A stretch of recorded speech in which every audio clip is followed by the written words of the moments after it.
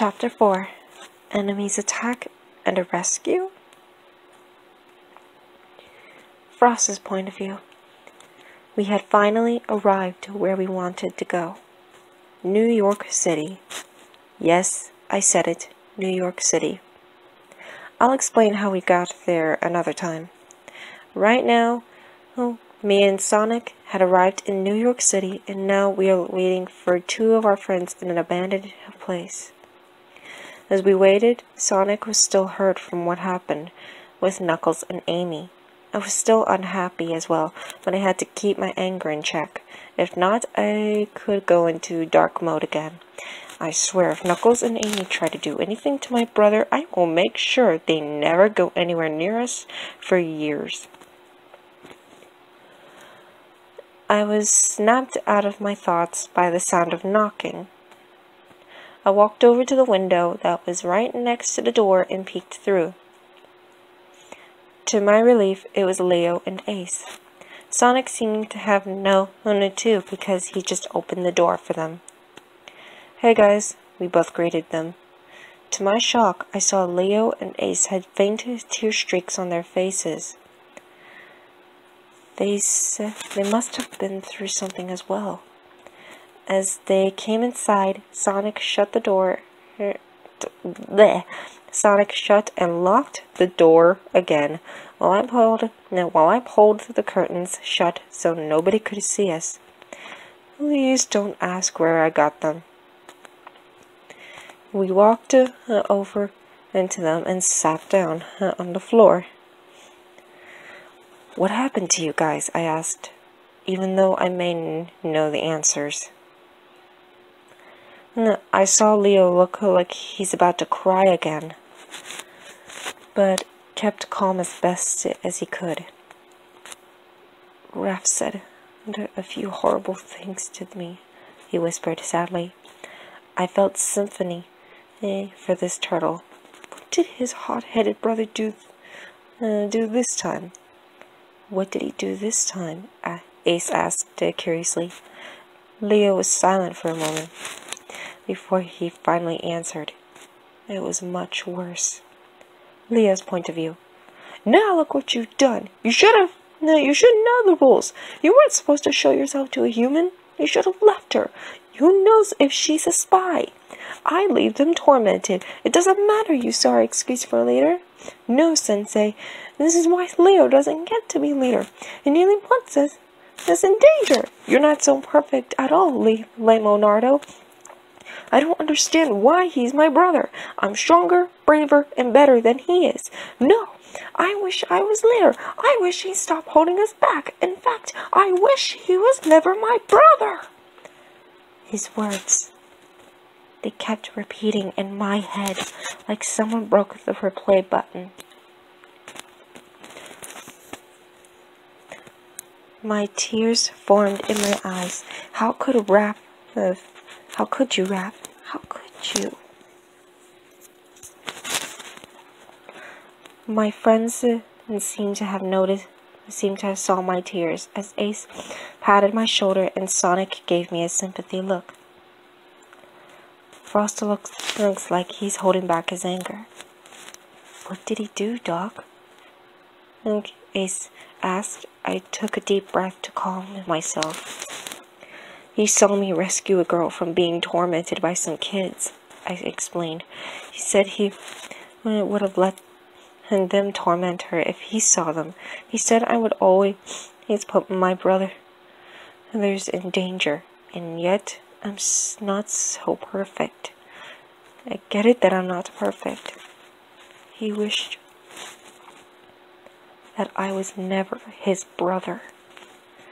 Ace, Sonic, and Frost had shocked looks on their faces.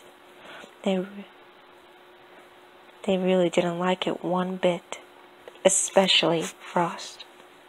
Good thing he's trying to keep calm as best he could. "Has your brother lost his mind?"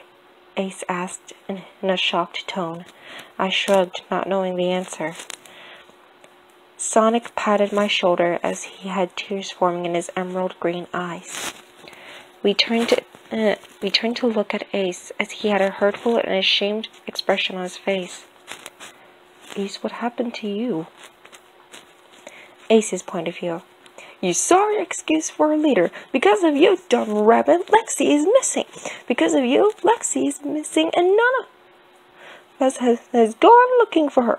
Why do we have a lame excuse for a rabbit as a leader?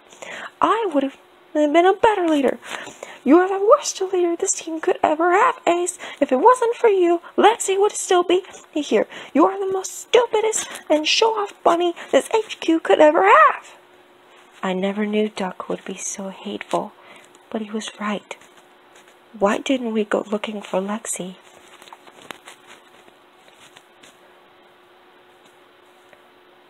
He said I was a sorry excuse for a leader and a dumb rabbit, I explained. He said I was the leader. I was the leader. I was the worst leader the team could ever have. He said it was my fault Lexi went missing.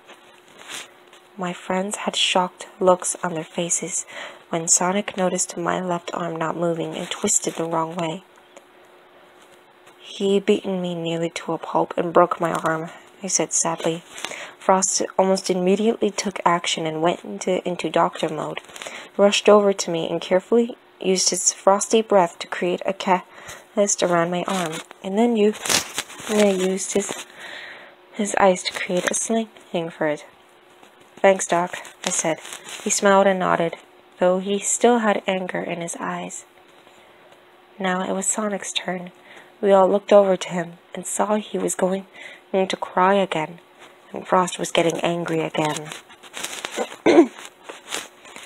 Stupid. Oh, sorry. Sonic's point of view. Stupid hedgehog, always getting all the glory. I mean, seriously, why does he get all the glory? Just because he's the fastest and fights Eggman all the time. I could do so much better than he ever would. Always caring about himself, and don't get me started on his cocky attitude.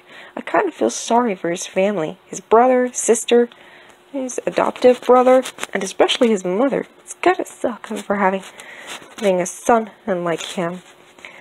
There's one thing that blue idiots can do right. It better be keep fighting Eggman, because if he ever acts selfish and gives up his hero act, then I'll lose all respect for him.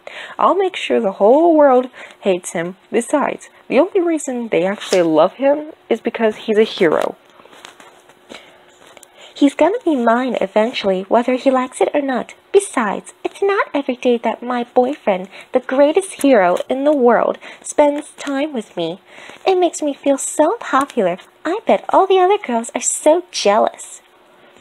The words were haunting my head. How could Knuckles say that? When will Amy learn and I'll never love her? I felt my heart breaking in so many pieces. My tears were beginning to fall. Frost took notice and explained everything for me, while his anger was increasing. Knuckles had betrayed us. He said that the whole world only loves Sonic because he's a hero. If he quits, he thinks he's gonna make sure the whole world hates him as well. Amy just confessed that she loves Sonic because she just wants to be popular. Leo and Ace had shocked faces, and I was starting to cry. I was pretty sensitive when it comes to my family. Frost walked over and held me close. I was crying pretty hard. Leo and Ace hugged me as well. The sympathy is still on their faces, just as my cries calmed down. Narrator's point of view. Crash! 4 intruders had broken into the building. All the heroes got in position to fight. What they saw is what shocked them. Shredder, Eggman, Deuce, and a red hedgehog with red eyes and dark red stripes on his quills. His name was Inferno, Frost's arch nemesis.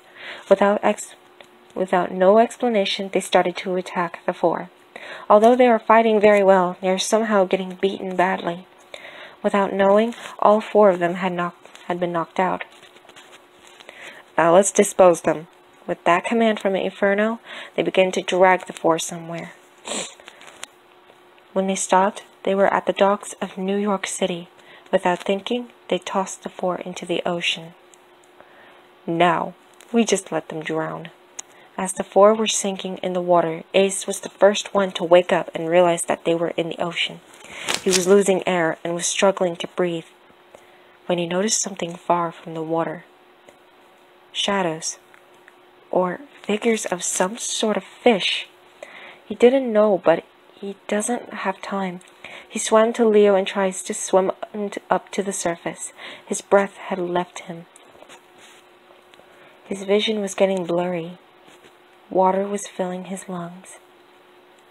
But before he passed out, he saw 3 shadows swimming towards him. Their eyes looked very familiar. But that was the last thing he saw before everything went black. Well, that was chapter 4. I really hope you guys like it. Disclaimer. I am Leonardo and Shredder belong to Mirage Studios. Ace, Bunny, and Deuce belong to Warner Brothers. Sonic and Eggman belong to Sega.